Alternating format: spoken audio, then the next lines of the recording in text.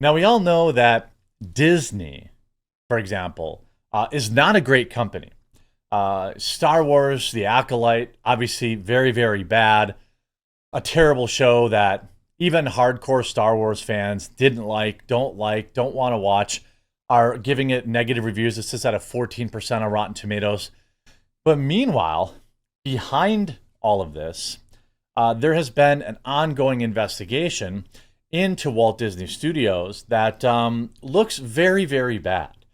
It also looks like they are investing large sums of money into targeting people who are way too young with something called Zebra Youth.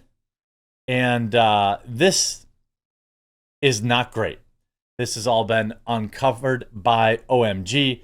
And we're going to get into that after a super quick word from this video sponsor, Private Internet Access. Shout out to this video sponsor, Private Internet Access. Look, it's 2024. If you aren't using a VPN yet, you're completely missing out. And Private Internet Access is the one I use on all of my devices. If you've been following the news, you see that censorship, websites, apps are getting shut down in certain countries, all sorts of craziness. Well, a VPN helps you never have to worry about that. Private Internet Access also protects you from the prying eyes of hackers, internet service providers, and others that can view your personal data. Perhaps also just as importantly, Private Internet Access allows you to access region-restricted content from all over the world. Streaming services like Netflix, Amazon Prime, and more have different library options based on where you're located, and some shows simply cannot be accessed if you're not in the target location. Happens to me all the time. Many sports events also have regional blackouts. Well, VPNs can be a convenient way to make sure you're getting the content that you're paying for. Private Internet Access also allows you to protect an unlimited amount of devices all at the same time, so your entire household with a single subscription. And I've been working with Private Internet Access so long that I have an absolutely massive discount available to my viewers. Link in the description below. Get Private Internet Access today using my link. Save huge, protect your computers, access all the content that you've been paying for, and ensure that your internet is never censored. This from OMG and James O'Keefe. Exclusive. An insider source at Disney has provided O'Keefe Media with startling internal documents and communications. These documents reveal that Disney's promotion of Pride events for people that they shouldn't be, that involved people who were in their birthday suits, maps of Disney-sponsored Pride parades nationwide, Disney's covert partnership with, quote, Zebra Youth, a program supporting LGBTQ youth starting at the age of 13, and messages about being poly in virtual hangouts. Disney is desperate to keep these documents and messages hidden. OMG is revealing their, quote, secret LGBTQ agenda. Now I'm going to play a little bit of this. I'm going to remember that, or I'm going to remind people that, hey, support James's work directly. But you see, Andre Freeman, senior software engineer at Walt Disney Company, and Lexi Jackson reveal that Disney's involvement in poly bedroom virtual hangouts. Here's Andre Freeman. Thanks to Lexi Jackson, we have a new poster for Friday.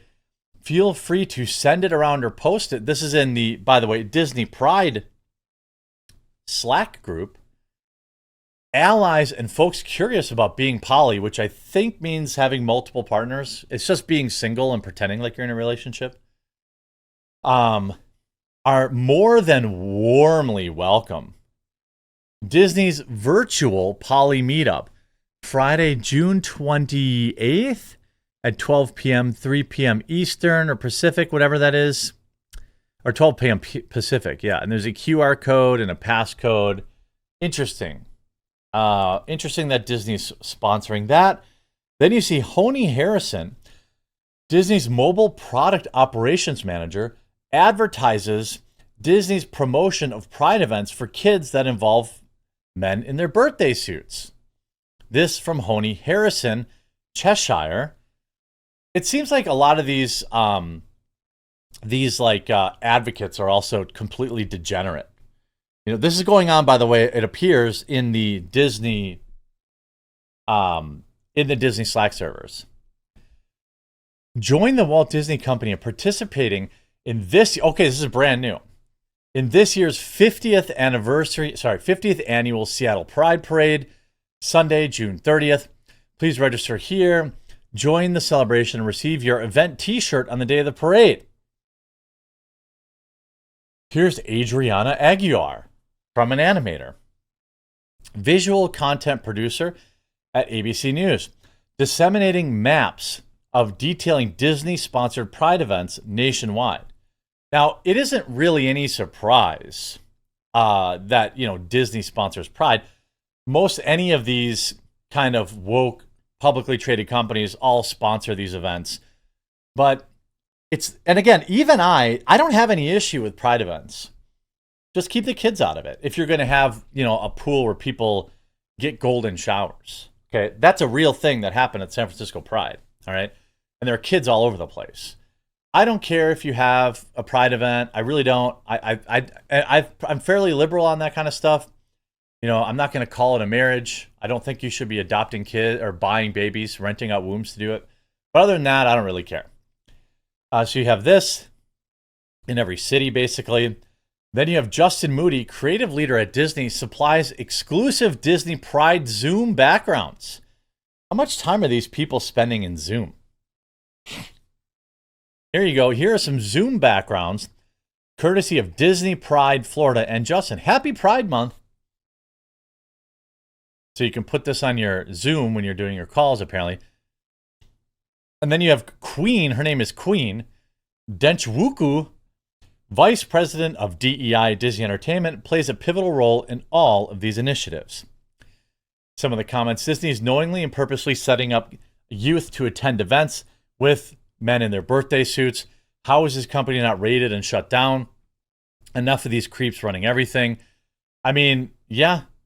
We can go back to this video during their Reimagine Tomorrow.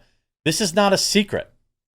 It's like, I love Disney's content. I grew up watching, all of the classics. They have been a huge, informative part of my life. But at the same time, I worked at small studios most of my career, and I'd heard, you hear whispers. I'd heard things like, oh, they won't let you show this at a Disney show. And I'm like, okay. So I was a little sus when I started. Oh, yeah, sus. But then my adults shouldn't be saying that word. Bafflingly the opposite of what I had heard on my little pocket of Proud Family Disney TVA. The showrunners were super welcoming. Meredith Roberts and our leadership over there has been so welcoming to my not at all secret gay agenda. And so oh, she just kind of says that kind of just pops right out there, right? Remember that video? This is not this is not uncommon. This has been going on. They actually have, you go into the Disney park, they have all this Pride merchandise. Again, I know some people are more stringent about it. I don't care. I don't care if they sell Pride merchandise in the park. Adults go there too. Adults buy that stuff. That's fine. What I care about is when you have weirdos on their staff who literally admit to having an agenda. When you have people, when you have the company sponsoring events for kids. I want to get to this Zebra youth program. Our brave whistleblowers on the inside of... So in Disney Tapes 1, we met this Michael Giordano who made it perfectly clear that Disney discriminates against white men. Certainly, there have been times where, there's no way we're hiring a white male person. Just kind of... Yeah, I want to get to the Zebra youth thing here. Hold on. Because, again, adults, I don't care that much about. Obviously, whatever they do on their own free time is up to them. But I'm not a big fan. Our brave whistleblowers on the app that allows employees at Disney to text each other and from different group chats such as the one you'll see today. My Disney Today is a central hub where you can find internal policies, internal articles, and expectations at Disney. Now, they have an internal organizational chart that allows Disney employees to contact other colleagues from all different departments, and that's called Disney Roster. Now, let's jump right into the Disney Files. In this first installment of the Disney Files, we're going to delve deep into Disney's inner workings and expose just how Disney, through its many channels, seems to promote the grooming of innocent children. And who is behind all of this madness inside the once family-friendly company that was founded by Walt Disney in 1923? Uh-oh. You'll see how the Disney Files provides further proof of the claims of Disney's creative marketing director, that's Jeannie Giannani. We saw him in Disney Part 3 of how Disney is aggressively pushing the trans and LGBTQ agenda to innocent children, not just in the United States, but around the world. Let's take a dive into one of Disney's internal Slack channels called #DisneyPride. As you can see in this Disney Pride Slack channel, Disney employees are passing around documents of poly, swingers, virtual hangouts, pride nights, gay meetups, and even, yes, queer Zoom backgrounds that can be used when employees are on company Zoom calls. Disney employees are even passing around photos to gay pride questionnaires that are apparently being posted at the Disney Orlando offices, and posters inviting fellow Disney employees to attend name change clinics. I mean, I don't really, I don't understand how this stuff is okay. You know what I mean? Like, I don't know.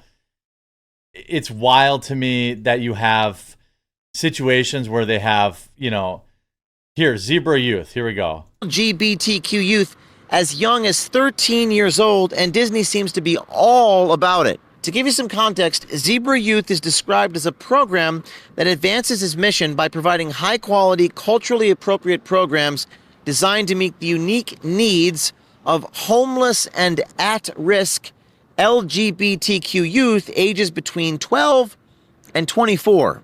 Under the radar and hidden from the public, Disney actively promotes the Zebra Youth program. And if it were not for our brave Disney whistleblowers, insiders shining a light inside this company, we would not be able to bring this shameful practice to light. And as consumers and shareholders, you and I would never know about it. Isn't that interesting?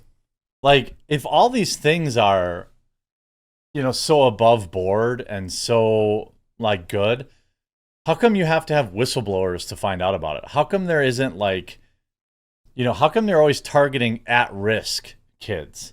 Why do you think that is? Could it have something to do with them being the easiest?